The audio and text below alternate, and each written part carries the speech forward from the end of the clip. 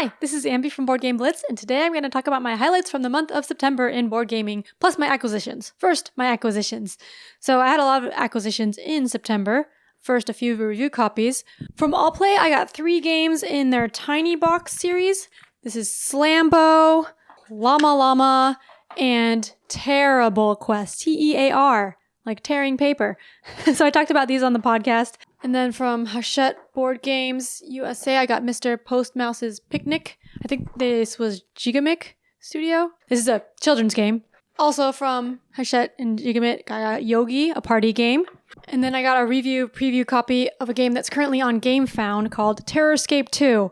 I need both hands for the box though. 1 minute. All right, here it is. It's very big. Yeah, and I talked about this on the podcast, and I will also talk about it later when I talk about my highlights. Okay, but I also got some non-review copies. September is my kid's birthday, so I went to Goodwill and found some things that I ended up giving to them for their birthday. So I found Set Junior, which I didn't know existed. It's like Set, but a junior version. I haven't played it yet. I guess it doesn't have the shading, but it has the other stuff, and it has little tiles instead of cards. And then I got Cat Crimes. This is a logic puzzle, deduction solo game. I had Dog Crimes on my wish list, but then I saw Cat Crimes in shrink at Goodwill, so I was like, oh yeah, I'm gonna get that for the kids. Or for me, you know. And then they got for their birthday Race to the Treasure. They got this as a gift. We actually had this, and we have an overview video of this on the channel, but we had gotten rid of it. I'd only played it with one of my twins, and then my other twin saw this, and he's like, oh, I want to play it. So I guess he hadn't played it before we got rid of the other one, so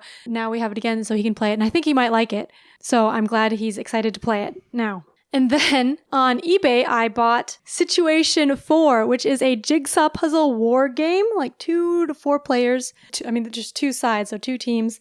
And they're building a puzzle and kind of area control, trying to build different places faster to get the points. And then there's also troops and stuff that can guard your pieces or make you go build next to the other players' pieces. I like jigsaw puzzles, and so I had this on my want to play list for a while and then realized that I can get it off eBay. So I did. I haven't played it yet. All right, so that was it for the acquisitions from September. So on to my stats from the month. I log stats using BG Stats, which links to BoardGameGeek.com. I had 22 plays in September of 11 different games, 10 of which were new to me. So all of the games were new except for Bomb Busters, which I played a bunch. And I've talked about that a lot already. But yeah, first was Terrorscape 2, which I showed you earlier. I talked about this on the podcast as well, but I got to play it again. So on the podcast, I had only played it 2 players, but this is a 2 to 4 player game. So I played it again last night with 5 players. I was playing with Toby on a team, kind of we were playing as one character, as the killer, the alien person. So this is a 1 versus many game themed around horror movies where one person is the monster, alien or something, trying to find the other people and kill them. So there's some hidden movement. There's moving around, gathering items with cards. So the people are moving around trying to gather items and trying to escape through different methods, either by finding keys to open the door or fixing a radio or fixing a car, getting out, getting the helicopter call. And the monster person has a hand of cards that they're playing to do different things, move around on the board and do their abilities, search for the people and attack them. There's this big wall in the middle, and the monster and the people have their own wards, and so the monster doesn't know where the people are, and they're just guessing, and the people make noise sometimes when they find certain things or do certain actions. It can make noise tokens, so then the monster will hear a noise and they'll see where that noise happened, and so that that helps them determine where to go and where to search and attack. So it feels pretty thematic. I played as the monster last night, and before I had played as the people, so I think from both sides it feels thematic. As from the people, I was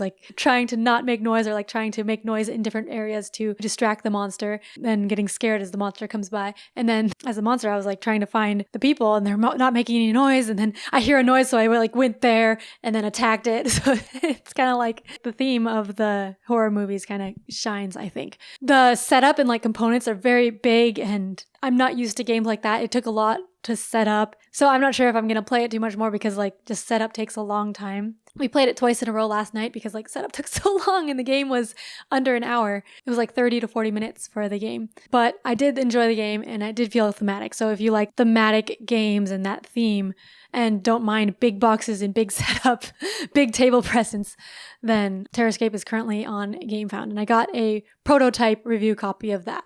All right, for my other review copies, I did mention the all-play ones, Llama Llama, Slambo, and Tearable Quest on the podcast, and I will talk about Yogi on the podcast next episode probably. But I think like my favorite of those was Tearable Quest. It's a dexterity tearing game. And so like I just had fun tearing the pieces. I haven't played it with my kids yet, but I do want to play it with my kids. But you're trying to get points by tearing these sheets of paper to be exactly like certain things like a sword and then 2 monsters that match that sword, and you're trying to tear around the other monsters and not have any of the other monsters, but the other ones, it's okay if we don't make it. You get timed for this, so it's like real-time dexterity as you're ripping off these pieces of paper to try to get points. And so yeah, that felt unique to me and something that my kids might like, because my kids like art and ripping paper and like cutting paper and stuff. So I wanted to play like cutting with them maybe, and I could tear. But yeah, it seems like something that they might enjoy. And speaking of kids games, this was the review copy that I got, and I played it with one of my kids, the one who doesn't play as many board games, but Mr. Postmouse's Picnic. This was fun. He liked it, I think. It's a cooperative game where you're building a path out of tiles. You draw a tile on your turn, and it'll either be like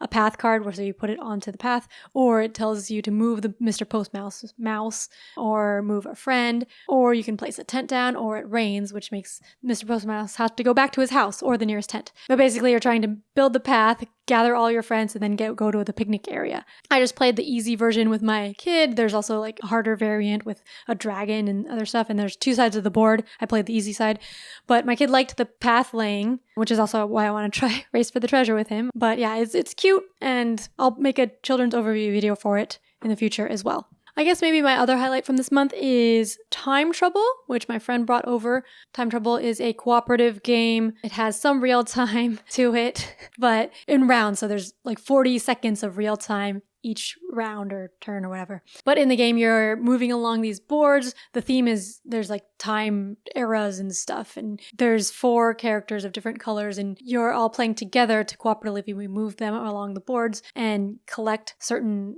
like little furry things, and you're trying to get those little furry creatures and then get to the end. But in order to move the characters on the board, like the main gameplay is you have these clear cards that have grids on them, like grid circle of different colors. And so you're playing them into this tray. You have to play at least 3, like 3 people have to play, and then you can play more in the 40 seconds if you have time, but they're covering up. So like whatever shows at the top, you're covering up the patterns, and what's left showing through the clearness is how many spaces each color will move. So you see like 4 pink circles, and pink will move 4 spaces. So during the planning phase, you're trying to plan like, oh, we want pink to move 2 spaces and blue to move 3 spaces, so that you land on the correct spot to get things, because you can't go backwards. And then also if you land on a bad spot, then you get damage, and that's not good. But then you don't know what each other has in their hands. You're not allowed to talk about what you have in your hands. And then where the colors are on your cards, it matters, because you have to cover up the other cards. So like if someone has the 2 pink that you need, but then someone else has to cover it up, it's like, oh no, now we don't have it. We did manage to get exactly what we wanted on one of the rounds, which is amazing. And it was like by accident too. Like I was playing, I'm like, I don't know if this is good. And then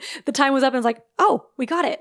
But most of the time we did not. And it was just like, okay, when we're planning, we're like, okay, we want this color definitely to get this many, but the other ones, it's okay if we don't make it. So yeah, that was interesting. And there's missions. We played like mission 2, and I think there's more missions that unlock more rules and stuff. So I am interested in seeing more rules to the game and what else there is. All right, so that was it for the plays from September. It is October now, so I'm wearing my October skeleton meeple shirt that I made. You can get that on our merch shop if you want. But hope you had a good September. Let me know what games you played in the comments below. And be sure to check out our podcast if you're interested in any of the games that I mentioned that I talked about on the podcast. And thank you to our Ko-fi supporters for supporting us on Ko-fi. You can become one too if you want. Thanks for watching Board Game Blitz. Bye!